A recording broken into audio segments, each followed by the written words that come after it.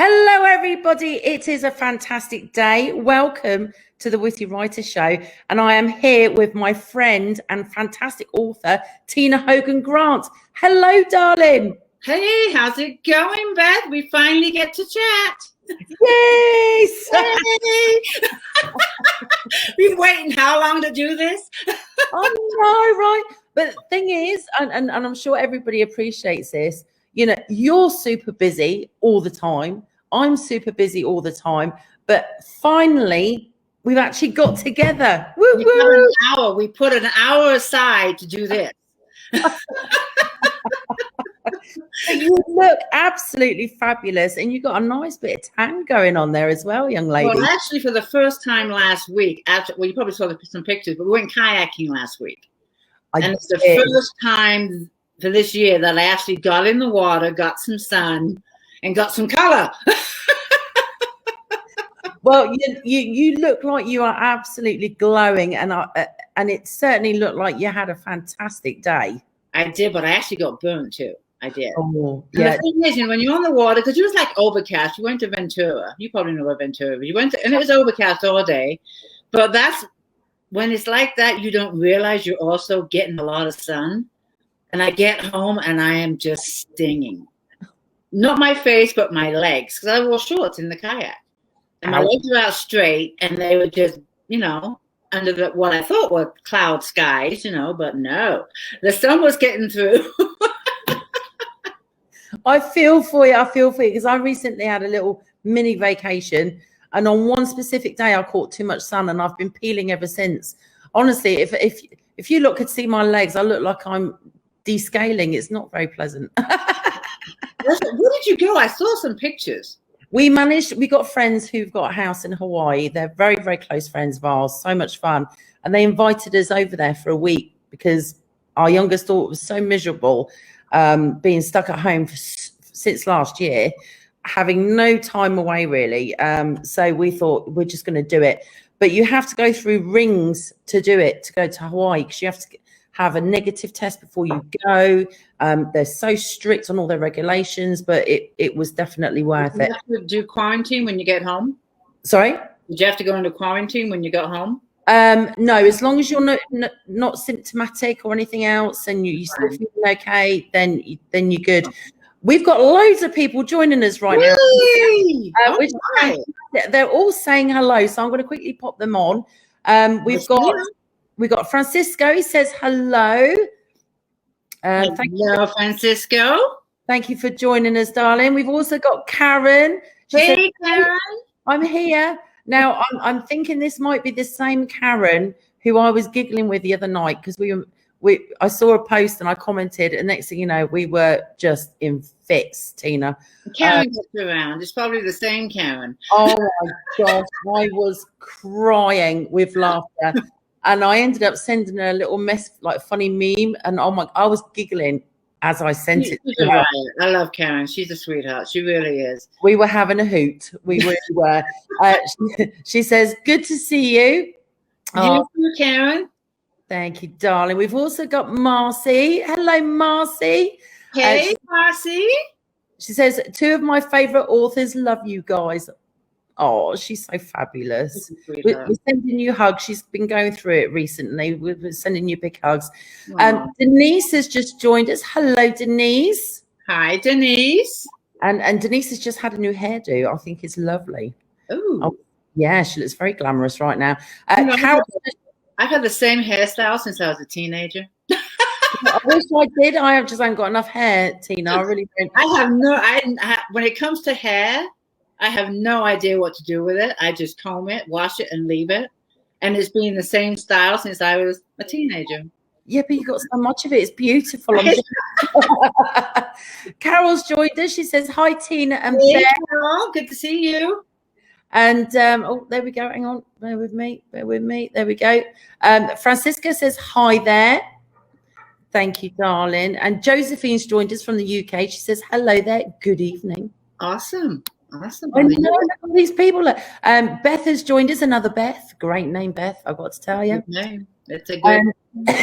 Karen says, "Yes, that's me." So it was Karen that the other night. we were howling. Look, she said, yes, we were. I think it was her husband was giggling because she was seeing our messages too. She cracks me up. She really does. I had tears streaming down my face. Oh my gosh.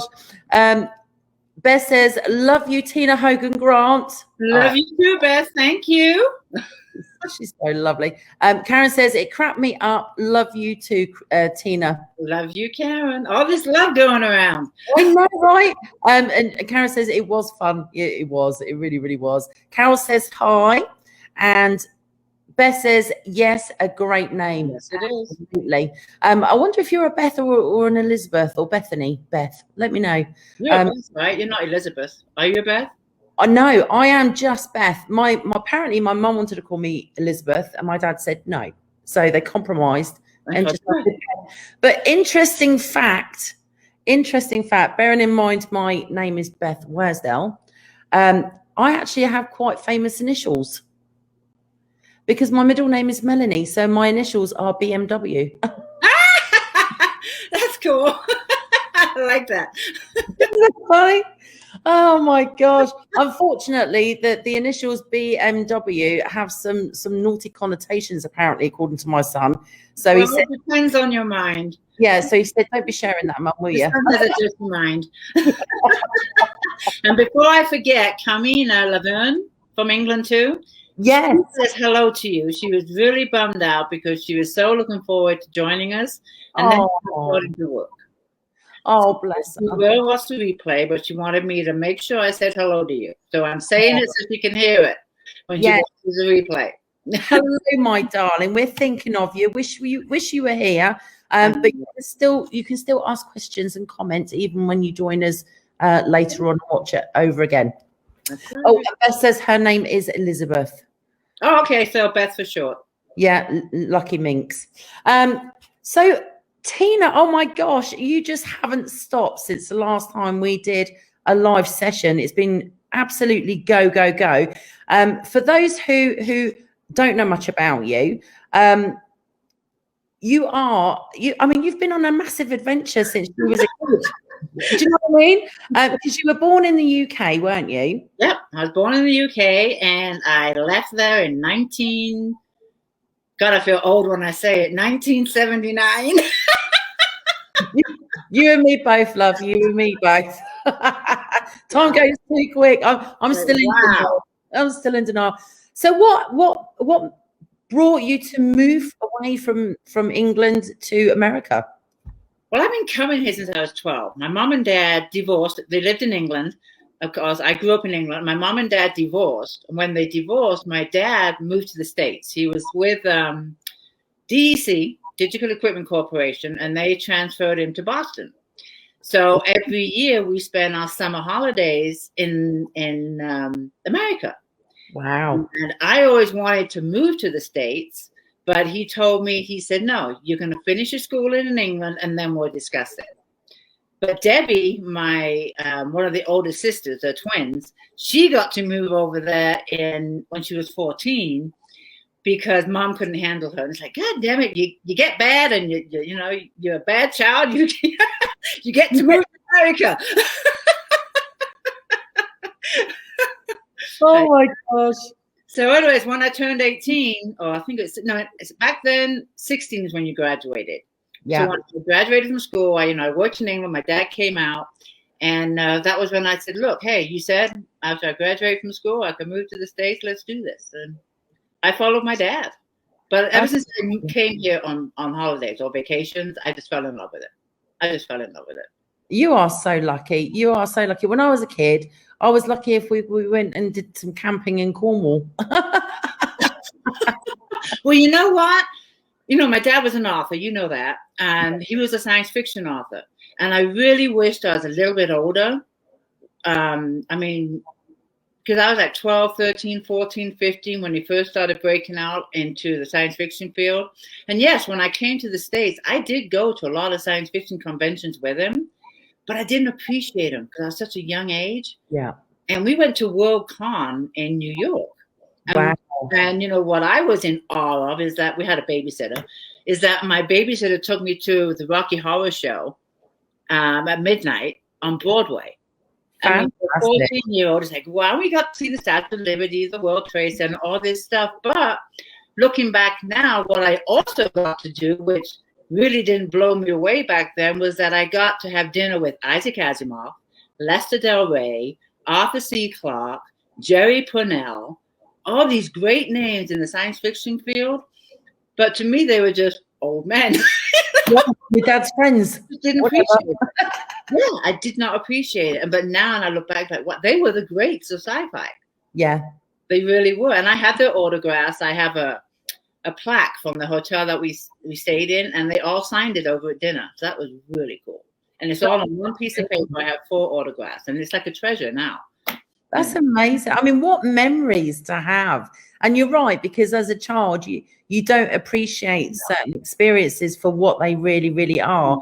It's only when you're older, you look back and you think, wow, you know, if I could jump back in time with the brain I've got now, right, I would really make the most of that. It's funny because I joke with my sisters and I say to them, you know, if I had the brain I've got now and the body I had in my 20s, I'd be lethal. Oh my god! Oh my god! Oh, we got some more people joining us. Oh my god! Yay! Lovely. This is lovely. I'll pop them up in a minute, but we got Darlene's just joined us. And hey, Darlene. Hello, Tina and Beth. Hello, my darling. Don't forget, if you've got any questions, if you want to put Tina on the spot and ask her anything. I'm in the hot seat today. I'm in the hot seat. Don't worry. I won't put up any embarrassing ones. Don't worry about that. But yeah, what an experience. I really envy you because when my mum and dad divorced, my mum moved us up to Manchester, and going from Plymouth, a seaside town, to an industrial city was like going from, no offense, Mancunians, because my family still lived there, but I mean that was a shock to the system. You know, going from beaches and lighthouses and then going to, like, you know, rows and rows of terraced houses and big factories. That was a big shock for me. So I'm super jealous you got to move to a new country. However, luckily, my 4 children have had the same experience as you. True. Yeah. So I think it does you a world of good. It really, really does. Do you think that moving countries at such a young age gave you the confidence to actually try new things and go to new places and give you that, you know, confidence in life in general? I think when you're younger, you adapt easier. So yes, moving from one, I mean, what was hard, of course, is leaving my mom. That was the hardest part. My sister, yeah, but my mom, yes, definitely. Yeah. That was the hardest part. But we just adapt so much easier. And I also had, you know, I was 17, 18. I had these high expectations, and I'm going to America, and, you know, I'm going to chase my dreams and blah, blah, blah, blah. And, but it didn't work out that way. If you read my book. But yeah, I mean, being younger, it was a lot easier to just leave everything behind, leave with one suitcase, and just walk away. And that's exactly what I did. I had one suitcase when I left. I had friends come over. You take this, you take that, and then I cringe now when I think of the LPs that I just gave away. You know, it's, oh my God! No, they'd be worth loads of money. Oh no! You know. Oh my gosh, that's amazing. Yeah. Now for the viewers who are watching that don't know about your history, I just want to explain, because you're a phenomenal author. You really, really are. You know, you've got so many books out, and they're absolutely amazing. And your reviews are absolutely incredible. They really are. And I know that the majority of your books are inspired from your personal experiences. So I want to give our viewers some history about you and how your tough journey has inspired such amazing books. So let's go back to the beginning, because I know that you basically ended up being one of the very few, I want to say fisherman, but that's not politically correct, fisher person. How on earth did you get into professional? Let me go back one more decade before that one. Can we do that? Yes, yeah. If you want to start from the very beginning, it's when we were talking about me coming to the States. Yes. And I was 17, 18 years old. And I had this humongous dream that I was going to just be successful. I'm going to get the big house. I'm going to have the big American car, have the family. And that was what I chased. Because, I came as a kid. And as you know, everything in America is big. I mean, big cars, big buildings. You've got skyscrapers. You've got wide roads. You have little narrow one-lane roads that you pull over into a ditch so the other car can come by. So everything was just huge. So I had these humongous dreams when I came here, and I made some mistakes, and I'm going to hold up some books as I talk about it, but this is the very first book that talks about my journey coming to America. And it starts off in England. I'm 12, 13 years old, and it talks about the divorce of my parents, and then I come to the States. And then, I meet a guy. In the book, his name is Stephen. I met another one before that, but he's in the book too. But anyway, Stephen is what the book focuses on. And I had this dream, I wanted the suburban lifestyle. I wanted the family. I wanted the white picket fence. I wanted the children. I wanted it all. And Stephen turned out to be a heroin addict. But I was just in denial because I told myself, if I start facing these things, then it's going to disrupt my dream. Yeah. So I avoided it and I just ignored it. I was in total denial. And this book takes you on that journey of where I lost my sense of direction and I lost my self-esteem. And it got to the point where I was thinking that his life and his needs were more important than mine. And that this is the life I chose and I have to settle. Do you think though, Tina, I mean, obviously we were both, born, we were both 70s babies. Mm-hmm. Do you think that because of when we were born, we were both sort of brought up to think that way though? Because, I know from experience, a lot of the boys in my family and at school that were, that grew up around me were, constantly told you can be anything, you can do anything, you can do this, you can be that. But I never really felt that I got the same sentiment from all the adults in my life, basically. So it was almost like I would look at my mum and my grandparents and think, okay, I'm gonna possibly end up, being a mum and being a wife and what else do I do, sort of thing. Do you think that that's why you clung so much to that dream and was then so emotionally shattered when it started to go wrong? It could be. And I think also I saw my parents get divorced. So I wanted to do the opposite. Yeah. I wanted to do what they failed. In my eyes, they failed a marriage. I wouldn't say they failed the family because even though they were separated parents, they were still great parents on their own. Yeah. But they did fail a marriage. And I wanted to prove that a marriage could be successful. Maybe that's how I looked at it. But one thing my dad always told me, and I still live by it today, is that there's no such word as can't. That's one word I never say to him is can't. He didn't want to hear it. And then, in this book, I just got sucked into Stephen's lifestyle that it totally destroyed my own. And there was abuse not only mentally, but physically. And this book is all about hope and the challenges that I faced in order to get my life back on track and gain my confidence, my self-esteem, and reach my own personal goals and realize that I do have choices. Yes. And my life does matter. And when I brought out this book, it got a lot of media attention because of the subject matter, and that is drug abuse. And in America or worldwide, there is a constant battle of drugs. It's not going to go away anytime soon. And I say it constantly, what you hear about is the drug addict and what the addict needs to do to quit, or what the addict needs to do, whatever reasons. But you don't hear about any of the loved ones that are associated with the addict. Could be a wife, a brother, a sister, a mother, a father. And that's what this book does. It gives that person a voice.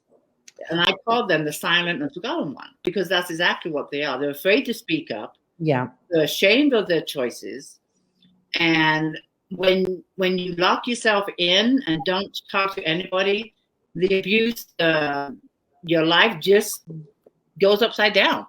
And it's not until I reached out and told one person that my life began to change. That's amazing. And that's when the door started opening up. It's the voice to other people that are in that situation. I think your books are absolutely amazing, Tina. I really do. And to be honest with you, I think you wrote and published them at the perfect time. I really do, because it's absolutely true what you said. You know, people don't realize that it's not just the people with the illness that are suffering. It's everyone around them, their children, their wives, their husbands, you know, as you said, their siblings. I don't think people truly grasp that, because one, they're seeing their loved one killing themselves, basically. And two, in a lot of cases, you know, they're putting up with violent rages, the medical symptoms when they're going through withdrawal, the thefts when people run out of money and they start stealing from their families to pay for their habit. All these things have such a negative impact on everyone around them. And with the pandemic that we've got right now, most of those people who are literally suffering because of a loved one's addiction, there's no escape from them right now. There's not. They can't get out. They can't get out and get away from it. So they're in that situation like 24/7 in a lot of cases. And the thing is, when someone's in this situation, I can't speak for everyone, but it's the norm, is that if you're in the situation, people are afraid of change. Yeah. Change scares them, and they are used to, even though it's not a good environment, they are used to it and they can handle it. They know how to handle it. And that is the problem too, is making that first step and making a change, or just confiding in just one person. Just one person is all it takes. Yeah. You know, and that is a huge, huge step. You know, before I spoke to the one person, I think I sheltered for, I don't know, a good 3 years. And, you know, in the inside of where I lived, it was a nightmare. And then on the outside, I'd smile and everything's okay and I'm happy and I got a good family, you know. It's amazing, isn't it? I don't think people realize. Yeah, I don't think people quite realize how strong they can be until they're in a situation like that. And it always amazes me how such amazing people like yourself manage to keep going for so long. I think you deserve an absolute medal. We've got some more people saying hello. So let's have a look. Beth says that's wonderful. She loves your book. She really does. Let's have a look. We've also got Sandra. Sandra says hi. Hey, Sandra. Thank you for joining us, darling. And we've also got Leanna from Slam Dunk's Luscious Reads. She says, good morning. I'm late to the party again. Good morning. Better late than never. Karen says, such an amazing story. Thank you, Karen. Absolutely. Beth says, great story. Thank you, Beth. And Karen says, agreed. You can put... you can do anything you put your mind to. You really can. You really can. Yeah. Beth says, I agree. And Karen says, I praise you for keeping going, Tina. Oh. Karen. And Wendy says, I finally made it. I couldn't find the link. Hey, ladies. She found it. She got there in the end. She did. Bless her heart. So that's truly amazing how you know, you just kept going and then turned that corner.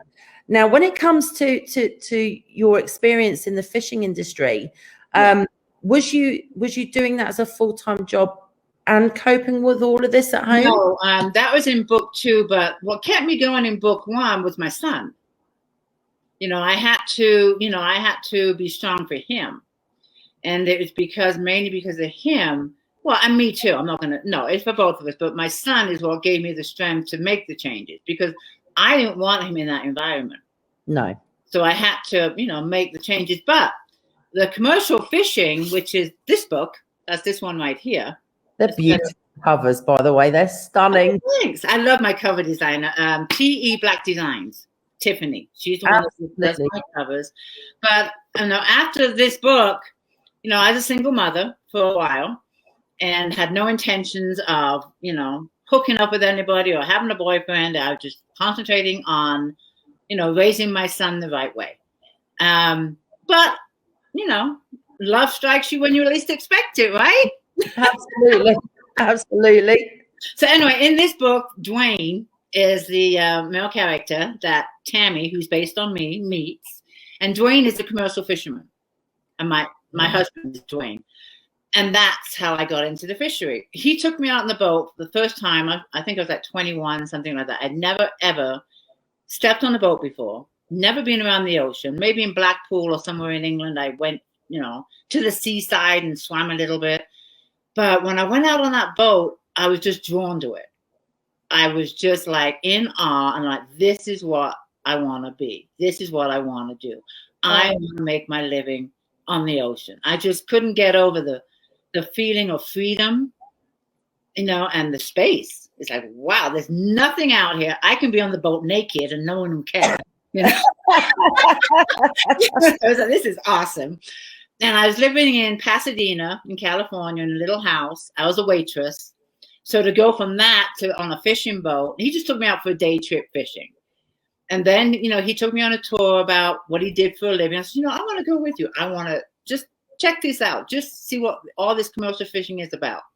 So I went with him the first season. And I just fell in love with the industry. I really did. It's hard work. It's a really, really hard way to make a living.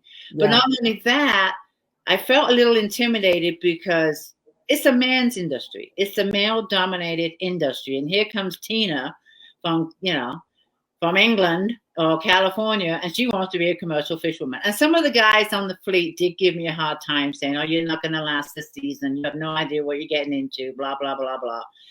So when I started getting that kind of attitude, I'm like, I'm going to prove you guys wrong. Yeah, I'm going to do it. That just gave me an extra push. And I did it for 10 years. I absolutely loved it. And this book is all about that journey, becoming a commercial fisherwoman. I just loved it. It's just absolutely amazing. Now, my husband watches a lot of these fishing shows, the crab fishing and all that sort of stuff. And it blows. Little Catch is my favorite show of all time. I have every single season on my DVR, and I will watch it over and over and over again. The number one thing on my bucket list is to go to Dutch Harbor, Alaska, and see all the boats. Oh, that would be fantastic. I'll come along for the ride. I'd love to do that. I want to go to see Dutch Harbor. And I feel like, I watch the show so much. I actually know these people. It's amazing, isn't it? It's a great show. I can understand why my husband and you are addicted. Now, was you called like a greenhorn? Because that's the terminology, isn't it? Was you a greenhorn? Yeah, you call me a greenhorn when I first went out. Yeah, you can call me a greenhorn. And where we fished was 60 miles off the mainland. And it's a desolate island. I'm sure you heard of San Clemente Island. It's owned by the Navy. So you can't even step on the shore. You have to be on the boat the whole time because it's owned by the Navy. It's where the Navy SEALs do their training. Wow. So when me and Gordon, my husband, we had a little spiff or an argument. He's at the bow, I'm at the stern. That's as far as we could go. I jump in the water and go for a swim. That's fantastic. Oh my gosh, it's amazing. Oh, yeah. So do you have any favorite like real memorable moments during your time fishing? A lot of them I mentioned in the book. I mean, there is so many I couldn't put in the book that I'm actually going to do some short stories, and it's going to be called Better Endings Outtakes. And I'm going to do once a month, and they'll just be on Kindle for the first, few months. I want to do like 5 or 6 of them, and each will be a story that I couldn't put in the book. And then when I have 5 or 6 together per month, then I'll put them as a collection in paperback. So do do that. Yeah. Do you know something that might interest you, Tina, and our authors that are watching? Amazon KDP are bringing out, well, they're actually launching it right now, and I think it's called Vellum. And basically, it's you can upload segments of your ongoing book, and people can subscribe and pay for like a subscription to buy the next issue of your short story. It's called Vellum? Because Vellum is a software for formatting. Right, hang on. I'm just going to quickly check. Is it on Amazon? This is it's a new KDP. I'll have to look that up. Is it launched already? I believe so, because I was looking at it the other day. Actually, I think I saved it in my Chrome. Let me just have a look. But it looks really good. And for those of you who know what Wattpad is, it basically acts like Wattpad. So you basically upload your story as it's forming. I'm trying to find it here. Don't you have to edit it first? I'd never upload a book that I'm editing it. No, I think you can do all that first, but you basically just upload like one chapter at a time, basically. So for what you're talking about, that might be a really good option. I'll check it out and see. And people can actually click on your story as a fave, which gets you bonuses, I believe. I'm just trying to have a look at it now. No, I kept it. Amazon. I don't know about you, Tina, but I get so many emails. It's ridiculous. Oh, yeah. I'm way behind checking my emails. Right. I am not seeing it right now. What I will do is I'll put the details. To me if you see it. I'll put the details in. I'll find it. I know I've definitely saved it. And I'll put the details and attach it to your interview, mm-hmm. So all the authors and yourself can find it. But I'm sure it's called Vellum or Vella, something like that. But Vellum is a formatting, and I actually use it to format my books and upload it. So it won't be that, but do send it to me. But back to your question about what was my favorite part in the fishing. One is in the book. I mean, when I wrote the book, it was like pick and choose of what storage I want to put in, because every time we went out on the boat, something happened. Every single time. It never, ever goes smoothly. Either breaks on the boat, or we hurt ourselves, or we don't get a catch that we expect. Sometimes something always happens. And when I first went out with Gordon, he taught me everything I knew when it came to fishing. And one of the things he told me, and I'm an animal lover, and he told me, whatever you do, don't feed the seals. Just don't feed them. And I'm like, how mean? That's my first thought. How mean? And he's driving the boat. I'm in the back with the gaff, watching for the next trap. And I see this seal following us. Oh, they're so cute. This is in the book, so I'm not going to tell the whole thing, but it's in this book. So I'm looking back and I'm saying, okay, he's got his face that way. So I quickly threw him a mackerel. And he woofed it down. With his big eyes at you. I continued, going down the line with the chaps, and here's this seal following us. I gave him another mackerel. So throughout the day, he got like 6 mackerels from me. When Gordon's looking the other way, I'd sneak him a mackerel. So we go along, plodding along, da-da-da-da-da-da. When we get back on the boat, the big boat, because we took 2 boats with us. And the big boat is what we lived on, prepped our bait, did everything that we need to do for the next day. And then we fished off what we call the little boat, which is the skiff, because it's shallow in the water. Yeah. So on the big boat, it's called the Bay Witch, and it's nighttime. We're anchored in this island. There's nothing around us but this desolate island. We're in the cabin, and it's nighttime, and I hear this thud.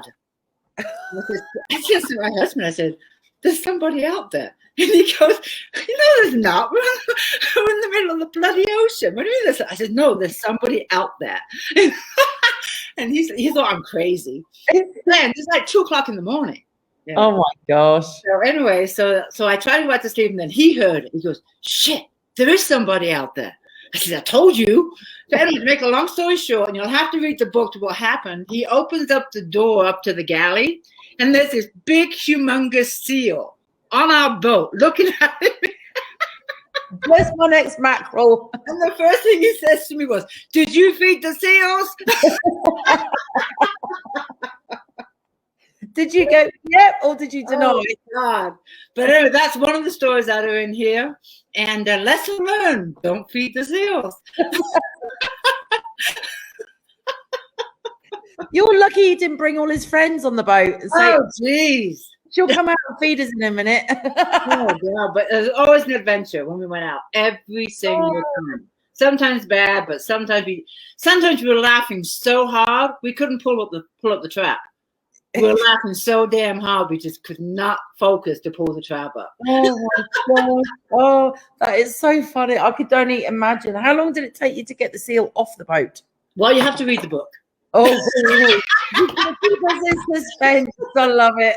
I don't want to give the whole thing away, but it is. Oh my God. That's just fantastic. Honestly, I can't wait to read the whole series. Honestly, I really, really can't.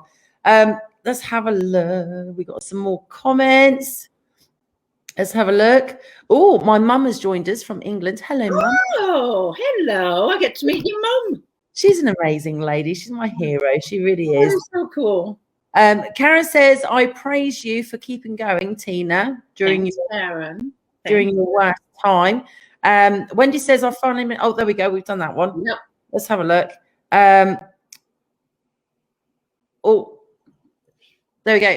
Leanna, bless her, she can't join us for very long. She's got a doctor's appointment, but she wanted to say hi and encourage everyone to keep following their dreams. Thank you. Oh, I agree. Chase your dreams. Chase your dreams. absolutely. Karen says, you're welcome, Tina. Let's have a look.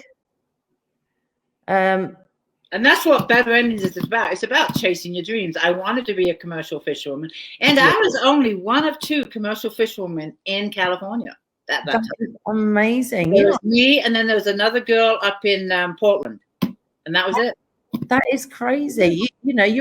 You started setting the trend by all accounts. You know, I'm impressed. Because on the show we were talking about, which Karen says here, look, my husband loves Deadliest Catch. Such an awesome I show. love that. Yeah, I can't get enough of it. But they've had women on there as well. So you really did. God, I can't remember her name for the life of me. Is now a captain. Sig on the Northwestern. There we go. His daughter to be the captain of the Northwestern because Sig is going to retire. Yeah. What is her name? I can't remember for the life of me. But anyways, she'll be the captain of the Northwestern. No point in asking me, Tina. I've got a memory like a fish. But it goes to show that you really, really did, set the stage for women in the fishing industry in the US. That's absolutely amazing. Carmina's joined us. She says, yeah. lady. Oh, she says, I get to see the second half live after all. Silly me. I forgot to do the time zone conversion thingy. I know how you feel. That's a pain in my ass every single week, Carmina, I've got to tell you. She says, I just got home from work. So glad I can see you both. Oh, she's so lovely, isn't she? Oh, she said, Beth, you cut your hair real short. It suits you. Thank you, darling. Is it tied back too? Did you tie it back or is it just short? No, it's short. Oh, it is short. It's short. It's proper short. Do you know what, Tina? Unlike you, who you got endless amounts of hair, my hair is so thin and fine. I've got like baby hair. It's so soft and fine. And the longer I was trying to grow it, the thinner it was looking. So I thought, It looks good. I like it. It looks good. I thought it's just got to go. It's got to go. Carmina says, "Oh, I love the seal story." It's lucky I wasn't with you. We'd have a whole army of them coming back. God, it was crazy. It was crazy. Beth says she loves the seal story as well. Yeah. That's you. Carol says those are amazing authors you had dinner with when you was with your dad. Oh, Will Kahn. Yeah. She says, I had to take a call, so I might be out of sync. That's okay, my darling. We don't mind. We don't mind. We just love having you joining in. It was weird. Okay. Suzanne says the serial format is called Kindle Vella, not Vellum. Vella. Okay, Vella. I'll look it up. She's just looked it up for us. Fantastic. Well, that'd be good for the outtakes of Better Endings. Because I also want to. What I'm going to try and do is let my newsletter subscribers. They'll get to read them. because I always like to give them something. So if they subscribe to my newsletter, they will get them, and then I release them onto Amazon, and then I'll put them in a paperback as a collection. That's fantastic. The newsletter subscribers will just get them. See, the good thing about using this Kindle Vella is that you could literally do the installments and build up your following of these short stories. Yeah. And then you'll already have a following for when you actually publish it. Why do they pick a name so close to volume? I have no clue. But when I looked into it, it looked fantastic. It really did. I'm gonna check it out. And for those all authors that are watching, I don't know whether you all know, but there is a huge demand for short reads, especially for people who want to read something quickly in their lunch break or just before bed, and they don't want to do a big book. Right. So there is a huge market out there that is untapped for short reads. So yeah, you definitely need to check it out. I like the subscription part. Yeah, me too. And the fact that people can vote for their favorites. So if it's your stories are going to get loads of favorite votes. So it will just keep going up and up and up, which is fantastic. And what about, well, we can discuss it later. My thing is, it'll just be, if it's a subscription, they'll still show the past issues, right? Yeah. People can literally, I think they have to buy something to watch to read an episode, sort of thing. Oh, I'm gonna check it out. Yeah, it looked really engaging. It really did. Okay. Darlene says she loves that story. The seal story. Yes. Suzanne says, I'm so sorry I missed the beginning. I'm looking forward to going back and watching the rest. Yay. The beauty of technology, it really, really is. Heather's joined us and she says, Hey, hi, ladies. Sorry I'm joining late. Gemma has a virtual dance class on Thursdays. Happy I got to join in during the seal story. Me too. The seal story. I'm still giggling inside. Carol says she wouldn't tell me the end of a seal story either. Yes, Carol asked me too. It came up in a conversation. I said, no, you got to read the book. And Karen says that I've got a disappearing act. Yeah. I did it with no hands. I was impressed. Oh my gosh. Let's have a look. Oh, so Carmina says, I'd love it if Tina writes all her fishing stories. There's so many. There's 10 years. And me and my husband was just sitting down just a couple of nights ago, like, okay, when I do these outtakes, what stories should we include? What should we not? So I have this list of short, because it would just be one adventure. Yeah. And short story, just one adventure. And I would extend it. So, it would be a good short read. And yeah, I have all kinds that I want to share. So it'll be fun. If I put them all in one book, it'd be a 2,000-page book. Yeah, you just couldn't do that. So this would be a good idea to, even though the trilogy is now finished, which feels really good, but it's also kind of, sad, because I really enjoyed writing the series. So it's kind of I don't get to write about Tammy and Dwayne anymore. I know, I can still keep writing. I'll just do little short fishing stories. I think that's a lovely idea. Honestly, I really, really do. And you know what? I'm a great believer in that. Most of the funniest things I've ever heard of were actually real. Because there are some situations you just can't make that shit up, can you? Because it just happens. And I do have a very, very funny story, which I might have to tell you privately. I don't think I should share it online.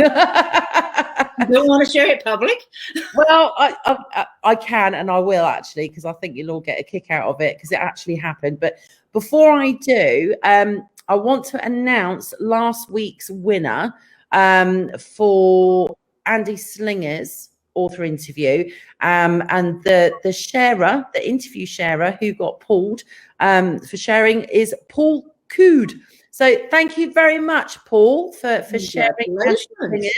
And he's got a signed book coming his way. So well done. Congratulations, Paul.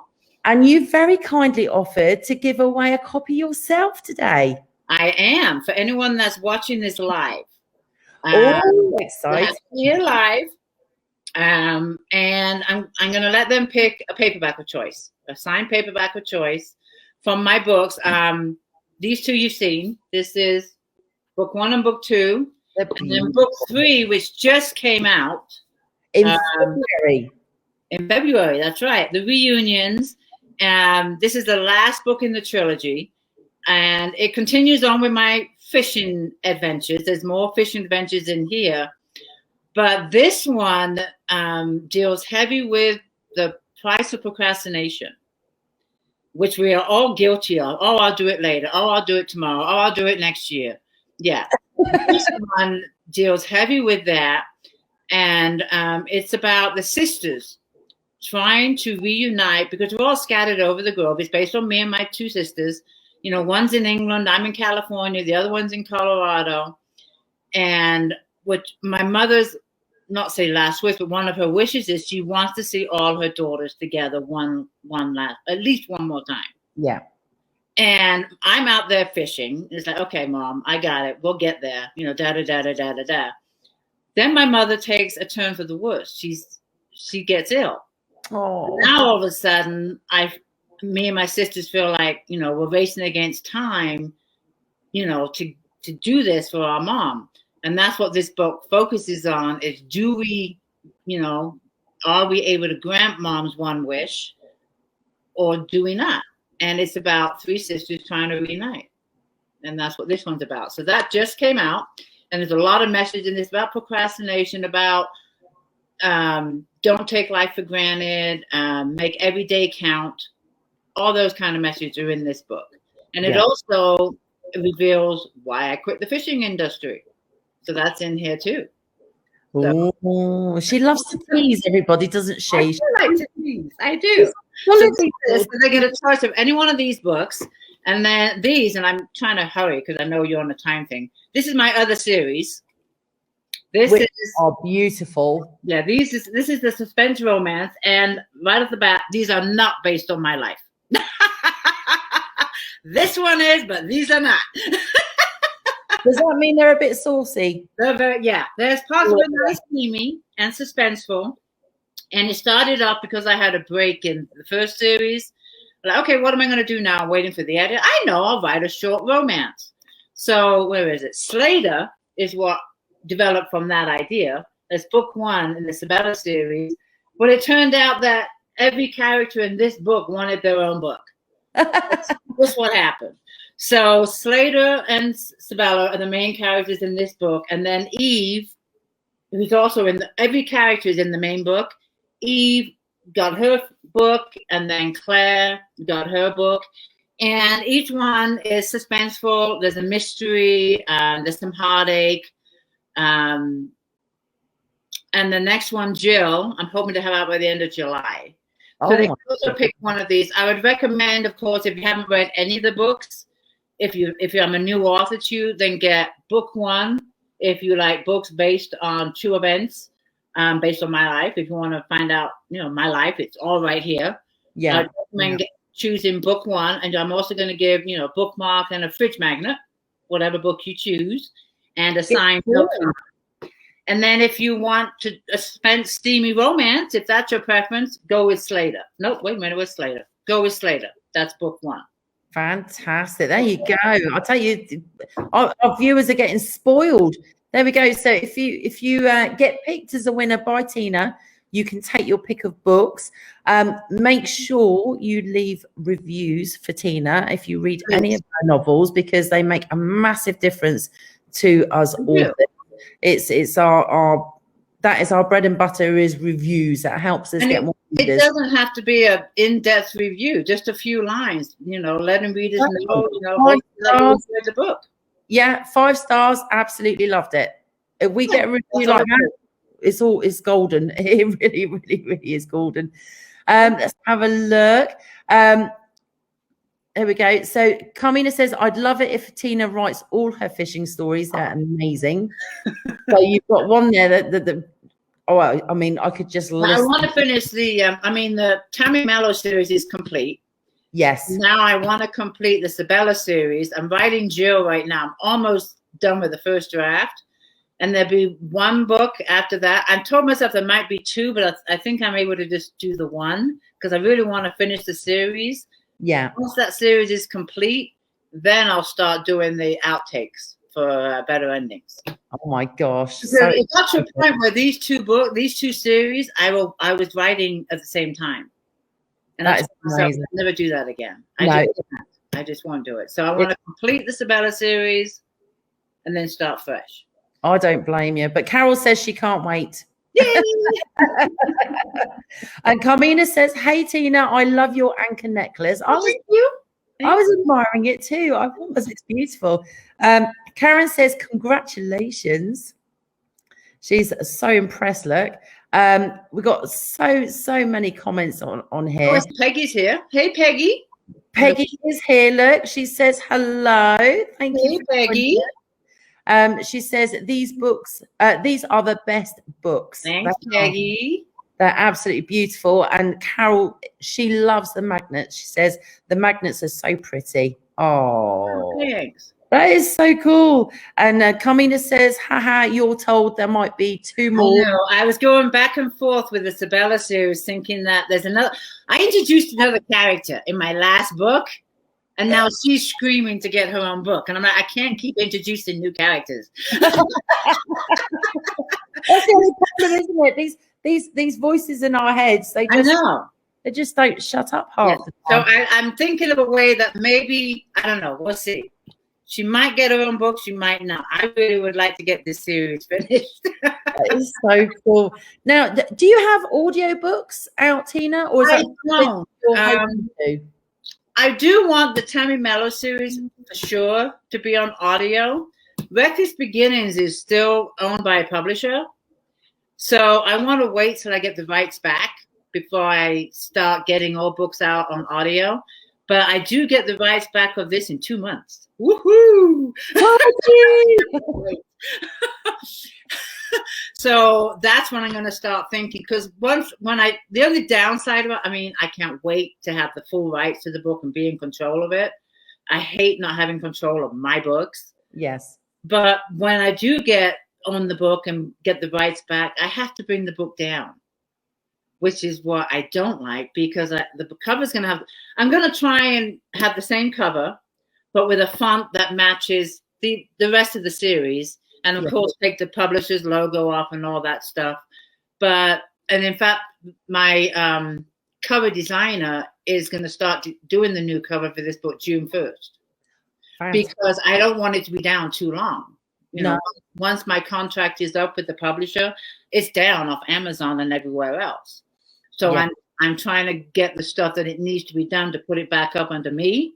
Yes. So she's gonna start. I think my contract is up June, I want to say 20th or June 12th. So I've got her doing the cover design June 1st, and I'll get everything else in my ducks in a row. So it may be down for maybe a week or two. I still don't like that, but I got to do it. Yeah, it's one of those things, isn't it? It just can't be helped, unfortunately. Once I have all 3 books under my name, then I'll start doing the audio. Oh, this one, I'm not too hasty to do it. It's steamy. I don't know how many people like listening to steamy audio. Are you kidding me? I don't know. I wouldn't. You definitely want, especially with headphones and earbuds and everything else, Tina. It's got to be done. But that'll be the next one. I'll do this one first, and then we'll see about this one. Yeah. It's expensive to do audio. It depends. If you do it all yourself, yes, it can be. However, Amazon and AXM, they actually do a royalty share scheme, which is. I want to go through Draft Digital. They have what is it called?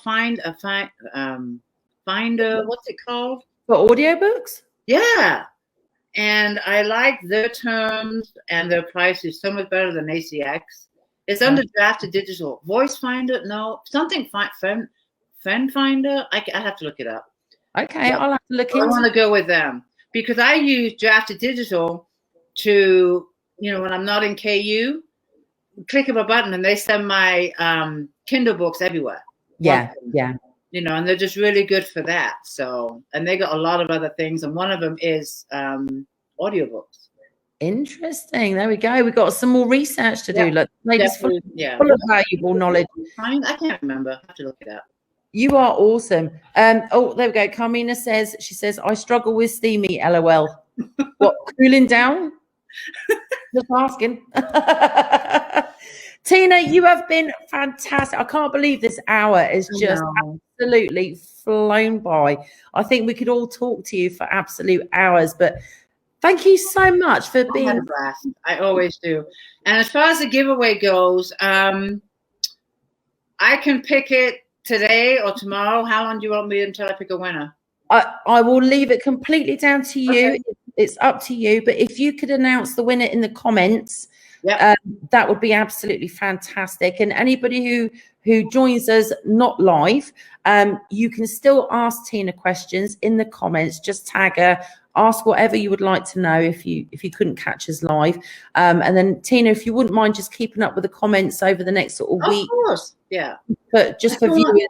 I do want to ask you, when I look for the people that were here live, is there more than one place where it's streaming? No, it's just streaming in the one place, which is on my profile. Okay. And then what I then do is I then download it and then upload it to everywhere else. Okay, got it.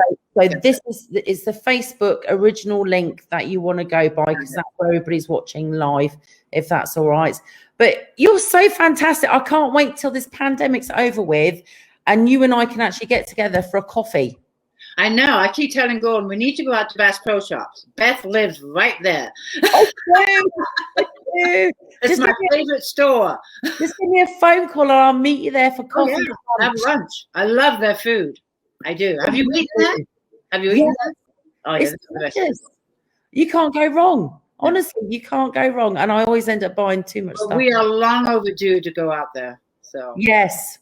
Oh, so we'll definitely have to try and sort that out and get organized. Tina, thank you so much, darling, for being here. I had a blast. I did. And thank you, everybody, for joining us.